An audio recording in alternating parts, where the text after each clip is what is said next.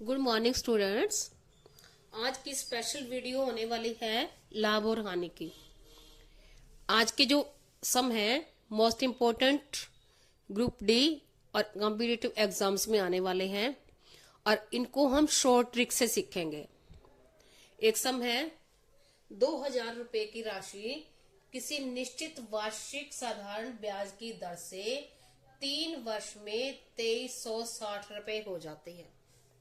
तो समान वार्षिक साधारण ब्याज की दर पर समान धनराशि 5 वर्ष में कितनी हो जाएगी। यानी उसने ये कहा है कि समान वार्षिक साधारण ब्याज यानी साधारण ब्याज रेट वही रहेगा जो इसका रहेगा और समान धनराशि यानी इतनी ही 2,000 रुपए और ब्याज की रेट भी वही रहेगी। तो 5 साल में कितनी हो जाएगी। 3 साल में तो होती है 360 रुपए, तो 5 साल में कितनी हो जाएगी। तो देखो अब इसमें 3 साल में इतनी होती है तो ये क्या हो गया, मिश्र धन 3 साल में और मूलधन है हमारा 2,000। तो 3 साल का साधारण ब्याज क्या हो जाएगा हमारा 2,360 माइनस 2,000 बराबर 360 रुपए। ठीक है, 360 रुपए ब्याज हो गया। जब ऐसे सम दिए होते हैं, राशि भी समान है और ब्याज की दर भी समान है, तो टाइम अलग अलग दिया होता है, तो हम क्या करेंगे, बिल्कुल सिंपल दोनों टाइम्स का अंतर निकालेंगे। पहले टाइम कितना था 3, फिर कितना हो जाएगा 2, तो यानी अंतर क्या हो जाएगा 5 माइनस 3 2 वर्ष हो गया। बिल्कुल सिंपल है। अब इसको क्या करेंगे, इसको ब्याज को, ये ब्याज दिया हुआ है, ब्याज कितना है 360 बटा में 2, इसको 2 से यानी इसका अंतर जो निकला इससे भाग कर देंगे, क्या आ जाएगा 180। ठीक है, 180 आ गया। अब जो ये बाद वाला समय दिया हुआ है इसको इससे मल्टीप्लाई कर देंगे, गुणा कर देंगे, ये हो जाएगा 18 पंजे 90 और 900 रुपए। तो ये निकलेगा हमारा ब्याज 5 साल का। सिंपल है। देखो पहले हम क्या करेंगे, इसका मिश्र धन है, मूलधन है और ब्याज निकल आया हमारा। 2,000 रुपए दिए थे, 2,360 रुपए मिले, यानी 360 रुपए फालतू मिले। तो 360 रुपए क्या था साधारण ब्याज। अब सबसे पहले क्या करना है, दोनों जो समय है पहले वाला और बाद वाला, इनका अंतर निकालना है। अंतर आ गया 2। अब इसको जो ब्याज है इसको 2 से भाग करना है और ये वाले टाइम से गुणा करना है, बस ये साधारण ब्याज निकल आएगा। अब इसको इसे 2 से भाग किया 180 और इसको 5 से गुणा कर दिया। यहाँ 4 हो तो 4 से करेंगे, 3 है तो 3 से करेंगे। इन दोनों का अंतर निकाल के उसको 2 से भाग करके और इससे गुणा कर दो, ये आ जाएगा हमारा ब्याज, यानी 5 साल का ब्याज। और मूलधन कितना था हमारा 2,000 रुपए और ब्याज कितना हो गया 900 रुपए। तो कितने हो गए 2,900 रुपए, 2,900 रुपए। उसने यही पूछा ना 5 वर्ष में कितनी हो जाएगी, तो 5 वर्ष में 2,900 रुपए हो जाएगी। 3 वर्ष में हुई थी 2,360 रुपए। बस आंसर हो गया हमारा, सिंपल सा सम है ये। और देखो ये आरआरबी और ग्रुप डी में आता है क्वेश्चन। आगे देखो हम और करते हैं नेक्स्ट सम।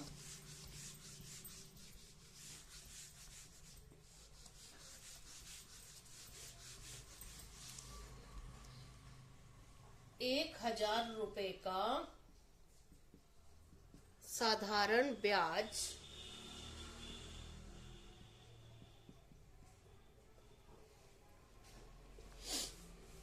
4 साधारण ब्याज से 4 वर्ष में मिश्र धन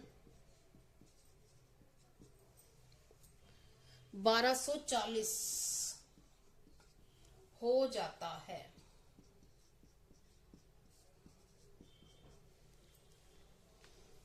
तो ब्याज की वार्षिक दर बतानी है। तो ब्याज की वार्षिक दर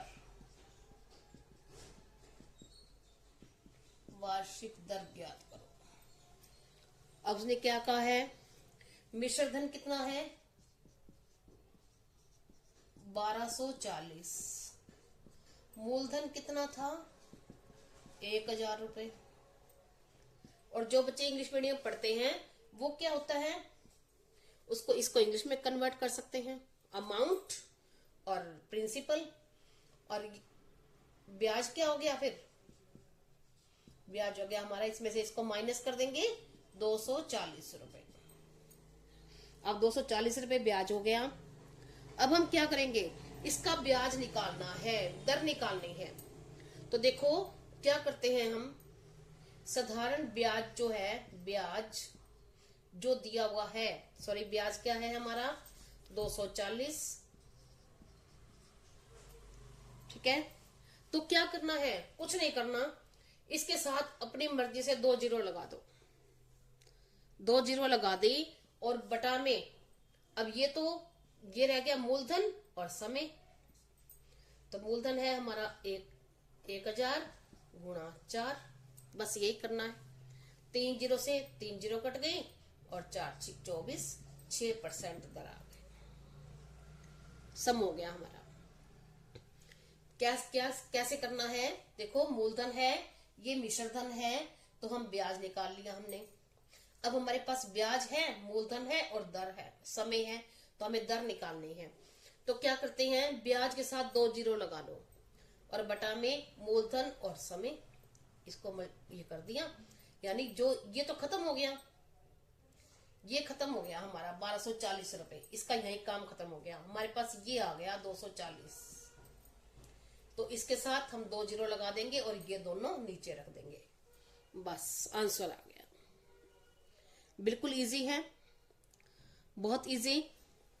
और देखो एक सम और करते हैं हम। आज हम बहुत सारे सम करेंगे और बहुत शॉर्ट ट्रिक से करते हैं कि किसी वस्तु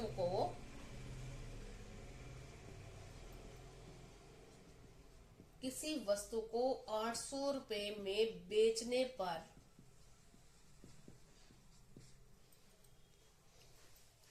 20% हानि होती है।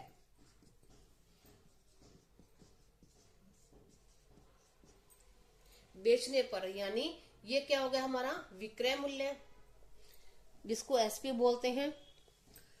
तो उसको 30% लाभ प्राप्त करने के लिए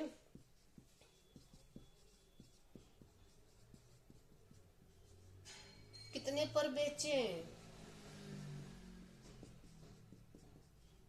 कितने पर बेचें कि 30% लाभ हो। तो देखो इसमें उसने ये कहा है कि 800 रुपए में बेचा, तो हमारा 800 रुपए क्या हो गया विक्रय मूल्य, विक्रय मूल्य हो गया 800 रुपए, और हानि हो गई हमारी 20%, ठीक है।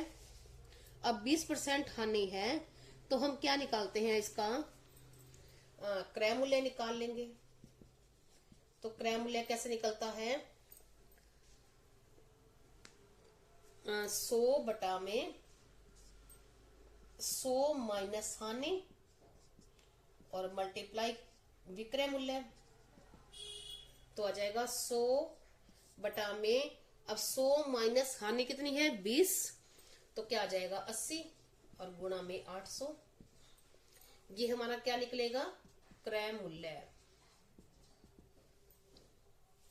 ठीक है। अब ये सीधा हो जाएगा 10 से और क्या आ जाएगा 1000 रुपए। अब 1000 रुपए हमारा क्रय मूल्य है, यानी विक्रय इतना था, 1000 की खरीदी थी, 800 की बेची थी, तभी तो हमें 20% हानि हुई थी। ज्यादा में खरीदी, कम में बेची, तभी हानि हुई हमें। तो उसने ये कहा है कि लाभ हो हमें कितने पर बेचे, लाभ हो 30%। तो 30% लाभ हो तो हम कितने में बेचे। तो हम क्या कर देंगे, इसका विक्रय मूल्य निकाल लेंगे। तो कैसे निकालेंगे विक्रय मूल्य, 100 प्लस लाभ प्रतिशत बटा में 100 गुणा में क्रय मूल्य, यही होता है। तो हम कैसे निकालेंगे, 100 और लाभ प्लस कितना हो जाएगा, 100 में 30 प्लस करेंगे तो कितना बन जाएगा, 130 बटा में 100 गुणा में, अब क्रय मूल्य कितना है, 1000। अब 2 जीरो से 2 जीरो कट गई तो ये आ गया 130, तो ये है, और 1 जीरो ये आ जाएगी 1300 रुपए। हो गया ठीक। यानी 1000 में ली, 1300 में बेचेंगे तो 30% हमें लाभ होगा। ठीक है, ये शॉर्ट है। अगर इसको लॉन्ग फॉर्म में करोगे तो आप कैसे करोगे कि सपोज करो इसकी हानि, टोटल हानि निकाल लेंगे। टोटल हानि कैसे निकलेगी, इसका निकालेंगे हम 20%, फिर इसमें प्लस करेंगे। ठीक है, तो उस प्लस होगा, ये जैसे 100 है तो ये कट जाएगा 2 पंजे और 2 चौका, और ये कट जाएगा 5 से, तो 25 रुपए। तो हम इसको इसमें से माइनस करेंगे तब आएगा। अब हम ये शॉर्ट फॉर्म में कर रहे हैं, ये शॉर्ट फॉर्म है। आगे हम करते हैं एक सम और।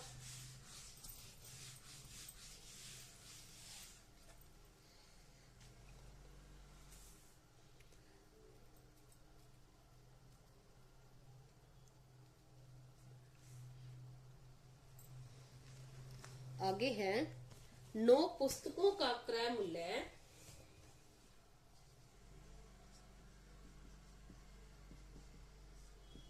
9 पुस्तकों का क्रय मूल्य 8 पुस्तकों के विक्रय मूल्य के बराबर है।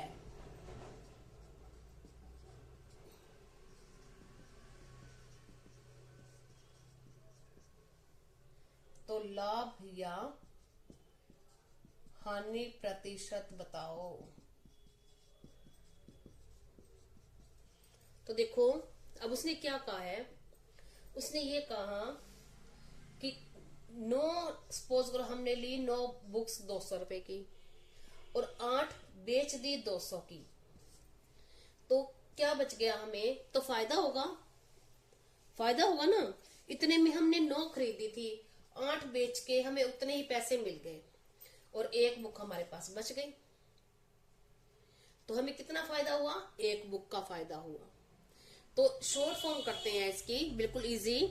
तो क्या है, इसको हम क्या करते हैं, जो हमारा ये निकला है लाभ या हानि किसका, एक बुक का, यानी इनका ही निकाल लेंगे बुक्स में से। एक पुस्तक का लाभ हुआ तो लाभ प्रतिशत निकालना है। तो हम कैसे निकालेंगे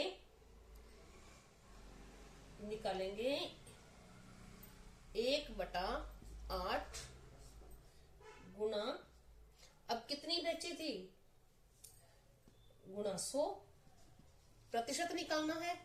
तो हम इसको काट देंगे, 4 से कटेगा 25 और 4 दूनी 8, 25/2, यानी 12 सही 1/2% हमें लाभ हुआ। देखो, उसने ये कहा कि 9 पुस्तकों क्रय मूल्य है, यानी खरीद, यानी 9 पुस्तकें हमें खरीदी 200 रुपए में और 8 बेच दी 200 में, तो इतने पैसे हमें मिल चुके और बाकी एक बुक भी बच गई। तो हमें एक बुक, जब ऐसी चीजें हो तो उस चीजों का ही परसेंट निकालना हो तो क्या करते हैं, उसी का ही परसेंट निकाल देते हैं। एक सम हम और करके देखते हैं, एक सम आपको और करके दिखाती हूँ। इसको बड़े उसमें भी करके दिखाऊंगी अगर आपको समझ नहीं आ रहा। देखो 12 टेबल का, 12 मेजों का क्रय मूल्य 16 मेजों के विक्रय मूल्य के बराबर है।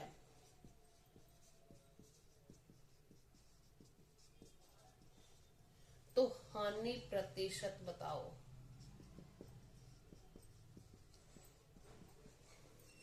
अब सिंपल सी बात है, देखो जैसे मैंने जो आपको शॉर्ट फॉर्म सिखाई है, पहले शॉर्ट फॉर्म में सिखाऊंगी, फिर फुल फॉर्म में, बड़ी फॉर्म में सिखाऊंगी। देखो जैसे 12 मेजें खरीदी हमने 200 की, और 16 बेची 200 की, 200 रुपए मिले हमें। कब मिले? जब 16 बेचनी पड़ी, यानी हमें जितनी ली थी उससे ज्यादा देनी पड़ी चीज, तो हमें क्या होगा? हानि होगी। अब चीजों का अंतर निकाल लेते हैं। जब प्रतिशत निकालना हो, हमें हुई तो हानि ना, नुकसान हुआ। हमने उतने ही पैसे में 12 चीजें ली और उतने ही पैसे हमें 16 चीजें देनी पड़ गई, तो हमें चीजें फालतू देनी पड़ गई, पैसे तो उतने ही मिले, तो हमें नुकसान हुआ, हानि हुई। अब प्रतिशत निकालते हैं, इन चीजों का अंतर निकाल लेते हैं। अब 16 और 12 अंतर कितना है? 4, यानी 4 मेजों की हानि हुई, और लाभ होता तो भी 4 का होता। ठीक है, तो अब 4 का हम प्रतिशत निकाल लेंगे। 4 का प्रतिशत हम निकालते हैं 4 बटा में, अब कितनी बेची चीजें, ये जो बाद वाली होती हैं, 16 जितनी बेचता है उस पर, तो गुणा 100। अब 4 चौक 16 और 25 चौके 100, यानी 25%। अगर आपको समझ नहीं आया तो मैं आपको यही सम बड़ा करके दिखाती हूँ। देखो हम मान लेते हैं कि माना एक टेबल का, एक मेज का क्रय मूल्य 100 रुपए। ठीक है, तो एक मेज का विक्रय मूल्य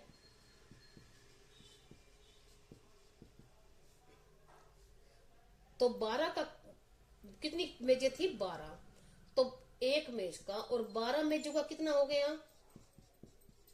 1200 रुपए। ठीक है, मान लिया हमने, ये बड़ा फॉर्म आपको सिखा रही हूं। एक मेज का क्रय मूल्य हमने मान लिया 100 रुपए की, एक मेज लेता है वो, तो उसने 12 मेजें खरीदी, तो यहाँ विक्रय नहीं क्रय आएगा। तो 12 चीजों की खरीद कितने की हो गई? एक मेज खरीदी 100 रुपए की, तो 12 खरीद तो कितने देगा? 1200 रुपए। अब उसने ये कहा कि यही जो 1200 रुपए है, इसकी 12 मेजों की खरीद है। 12 मेजों की खरीद 1200 रुपए, और 16 मेजों की बेच, यानी विक्रय मूल्य, यानी उतने पैसे में ही बेचनी पड़ी, यानी इसकी खरीद जो हो गई 12 की 1200, और इनका 1200 विक्रय मूल्य है, बराबर है, वही है। ठीक है ना, यानी 1200 मेजें खरीदी 1200 में, तो वो 1200 में बेची कितनी? 16। तो एक मेज कितने की बेची? तो अब 16 मेजों का विक्रय मूल्य 1200, तो एक का कितना हो गया? कम होगा, तो 1200 बटा 16, तो ये कट जाएगा, आ जाएगा 75 रुपए। अब देखो आ गया। अब एक मेज खरीदी कितने की थी? एक मेज कितने की खरीदी थी? 100 रुपए की। हमने माना था कि एक मेज 100 की खरीदी है। एक मेज 100 की खरीदी और एक मेज बेची कितने की? 75 की। तो हमें नुकसान हुआ, 100 की खरीदी 75 की बेची, तो हमें कितना क्या हुआ? हानि। हानि कितनी हो गई? 100 माइनस 75, 25 रुपए। और परसेंट यानी 100 पर, तो 100 पर भी तो होगी हमें 25 रुपए हानि। और फिर भी निकालना है तो हम निकाल सकते हैं, हानि प्रतिशत इज इक्वल टू 25/100 गुणा 100। 100 से 100 कट गया, 25%। तो यहाँ क्या आया हमारा 25%। हमें कॉम्पिटिटिव एग्जाम्स में इतने बड़े सम करने के लिए हमें बहुत सारा टाइम चाहिए होता है, और ये शॉर्ट फॉर्म होती है। चीजों का अंतर निकालो और देखो लाभ हुआ या हानि हुई, तो जो चीजें बचती हैं इनका जो अंतर होता है इसको ऊपर रखो, और जितनी चीजें बेची उसको नीचे रखो और 100 से गुणा कर दो। ये हमारा लाभ या हानि प्रतिशत आ जाएगा, और बहुत इजी से, आसानी से। Thank you, have a nice day.